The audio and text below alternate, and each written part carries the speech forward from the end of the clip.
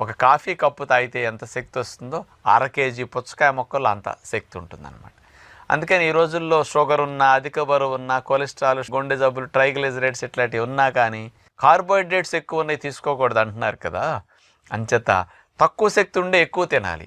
కాబట్టి పుచ్చకాయ నీరు ఎక్కువ ఉన్న ఫ్రూట్, లవణాలు ఎక్కువ ఉన్న ఫ్రూట్, క్యాలరీస్ తక్కువ ఉన్న ఫ్రూట్, చల్లగా ఉంటుంది. వేసవికాలం రోడ్లో మాట కూడా పుచ్చకాయలు పడేసి అమ్ముతుంటారు కదా, అన్నీ వేడెక్కిపోతాయి, పుచ్చకాయలు మాత్రం లోపల చల్లగా ఉంటాయి. అంటే దానిపైనుండే తొక్క అంత రక్షణ ఇస్తుందన్నమాట. అందుకని వేసవికాలంలో పుచ్చకాయలంటే కొనుక్కోని వారు ఉండరు. కానీ దీనివల్ల ఎన్ని లాభాలు ఉంటాయో నేను ఇక్కడ మీకు వివరణగా చెప్తాను. ఈ సమ్మర్కి స్పెషల్గా పుచ్చకాయ వాడుకుంటే బెనిఫిట్స్ కూడా మీకు తెలియాలి కదా. మామూలుగా మనకి పుచ్చకాయ ముక్కలు వేసవికాలంలో వాడుకున్నప్పుడు మీకు ప్రధానంగా కాస్త వెంటనే బ్లడ్లోకి వెళ్ళిపోయి